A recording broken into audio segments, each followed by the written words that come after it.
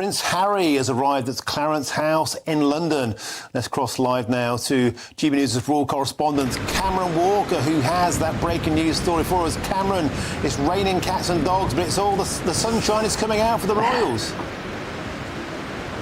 Yeah, it certainly is, Martin, and it wasn't raining when Prince Harry arrived, and believe me, he is nice and dry inside Clarence.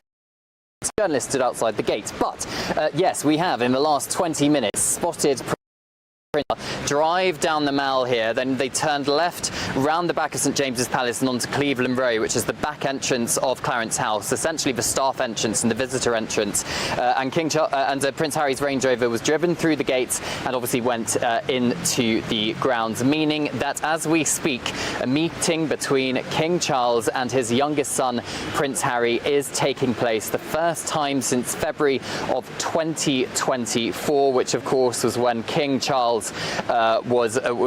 when King Charles announced that he had a cancer diagnosis, and since then they haven't really seen each other at all. There was a lot of speculation because of course Prince Harry was announced that he was coming back to the United Kingdom, and we thought, well, King Charles, is there going to be? But logistically it wasn't going to be possible because King Charles has been in Scotland for the last couple of weeks, but he flew back down this afternoon and came back to Clarence House. He had one engagement to take part in an investiture, but then his diary was empty, and so was Prince Harry's until this evening. So it's a very small window, Martin. We're expecting it to be a very short meeting because we know that Prince Harry has to go off to another engagement with the Invictus Games later on tonight, which means it is going to be a relatively short meeting, which is very similar to last time. We thought, is the meeting going to take place at all? Because of course King Charles has to trust his son not to leak any of the private details which are taking part in this meeting.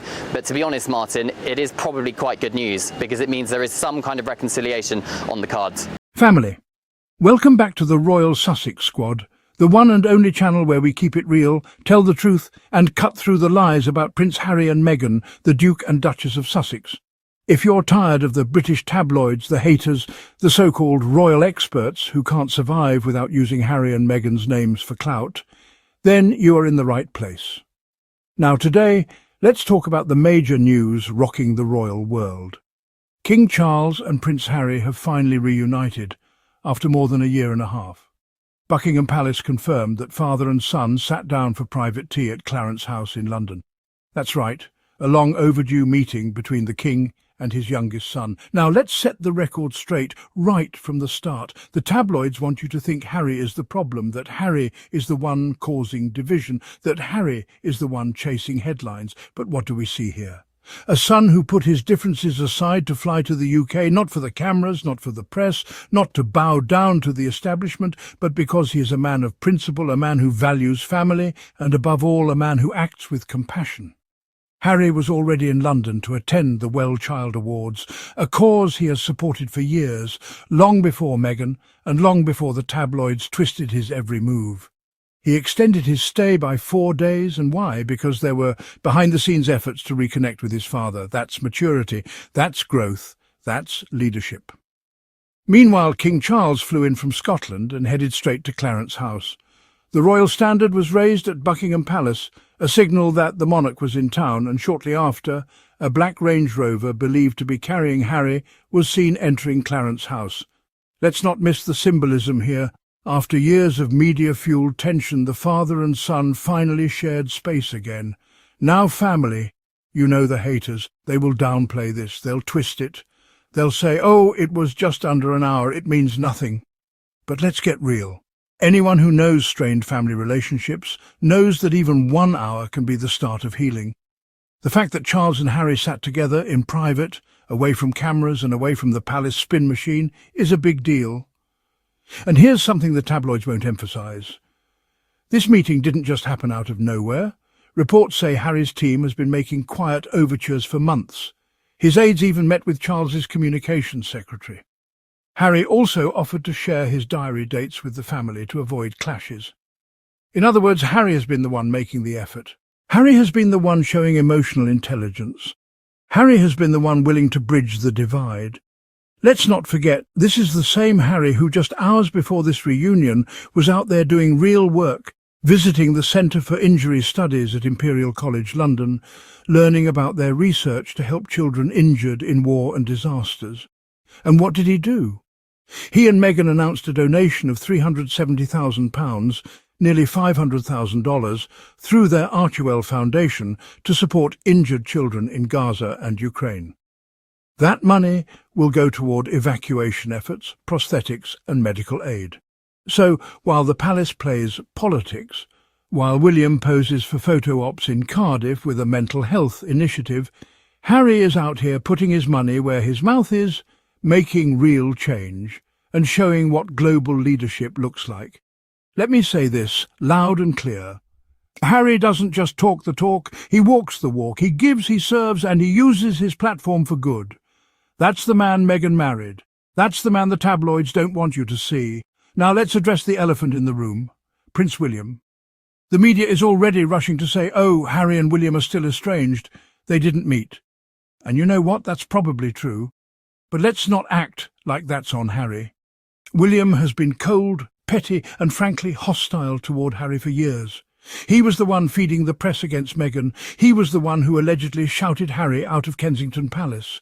He was the one who never lifted a finger to protect Meghan when she was pregnant and being torn apart by the press. So forgive Harry if he's not rushing to play happy families with the so-called heir. Harry doesn't need William. Harry doesn't need the courtiers. Harry doesn't need the approval of the UK tabloids. Harry has built his own life, his own family, and his own empire in California. And let me tell you something, the world respects him more for it. This meeting with Charles, though, that matters. Because say what you want about the monarchy, say what you want about Charles, but Harry is still his son. And sometimes family ties run deeper than titles, deeper than scandals, deeper than palace politics. If Charles has any sense, he will realise that Harry is the future bridge between the monarchy and the modern world. Because let's be honest, William and Kate aren't it. Think about it.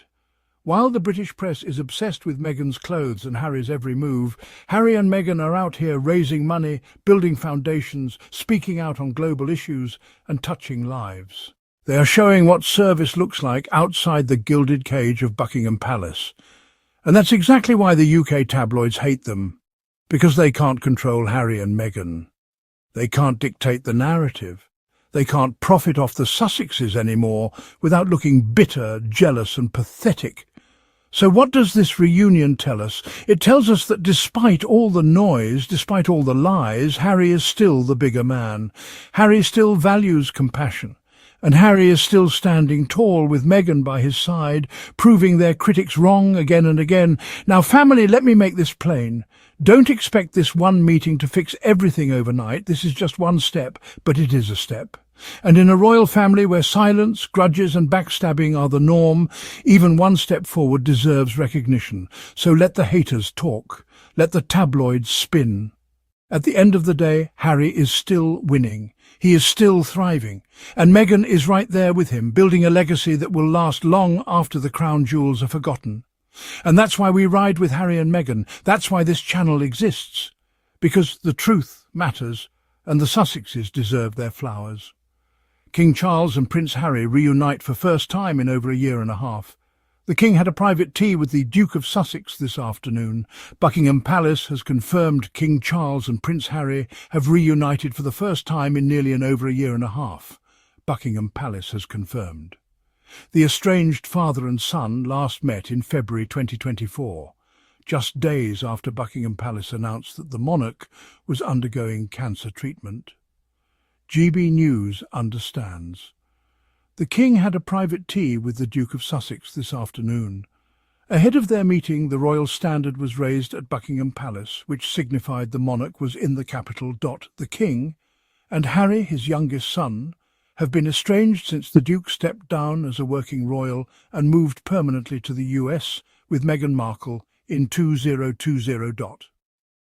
The meeting between the pair is believed to have lasted just under an hour, with Harry leaving Clarence House around 6:15 p.m. It is not yet known what Charles and Harry discussed. On Wednesday afternoon, King Charles boarded a plane at Aberdeen Airport and flew to London's RAF Northolt. King Charles was sighted in the back of a royal car driving to Clarence House before the meeting took place. Immediately before the pair were reunited, a black Range Rover, believed to be carrying Prince Harry, was seen speeding into Clarence House. Harry flew to London on Monday, but extended his stay in the UK to 4 days, which fuelled expectations of a meeting between he and the King vertical bar Getty. A Range Rover believed to be carrying Prince Harry was seen entering Clarence House vertical bar GB News. The Duke of Sussex flew to the UK on Monday to attend the Well-Child Awards that evening, but extended his stay to 4 days, which fuelled expectations of a meeting between he and the King. While no longer-term reconciliation has been spoken of, today's meeting presents a major step to rapprochement between the father and son. It appears to be a culmination of several months of gestures between the Harry and the King's camps. This summer, 2 of the Duke's aides were spotted at a meeting with the King's Communications Secretary close to Buckingham Palace. Wednesday quotes meeting appears to be a result of a month-long campaign between Harry and the King's camp's vertical bar Getty later. It is believed the Duke had offered to share diary dates with Charles and the royal family, seemingly in an effort to avoid engagement overlaps. The recent overtures and today's meeting would appear to suggest there is some willingness on both sides to start repairing bonds. As for Prince William, he has been in Cardiff announcing a new mental health centre funded by his royal foundation. The 2 estranged brothers are not believed to be on speaking terms, and it is highly unlikely they will meet in the little time Prince Harry has left in the UK. Earlier today, Prince Harry visited the Centre for Injury Studies, CIS, part of Imperial College London. The Duke of Sussex was visiting the CIS to learn more about its recent work on remedying injuries suffered by children and those sustained in natural disasters. While there, his office announced he and Meghan Markle would donate nearly £370,000 to projects that support injured children from Gaza and Ukraine through his foundation, the Duke's office confirmed on Wednesday. The donation will contribute to the World Health Organization's WHO efforts with evacuations and the development of prosthesis. Family, if you enjoyed this breakdown, don't forget to hit that subscribe button, turn on your notifications and join the Royal Sussex Squad so you never miss the truth behind the headlines. And if you'd like to support the channel, you can always show love through super thanks.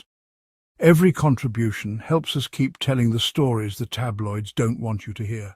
Until next time, stay unbothered, stay unapologetic, and stay rooting for Harry and Meghan because they stay winning.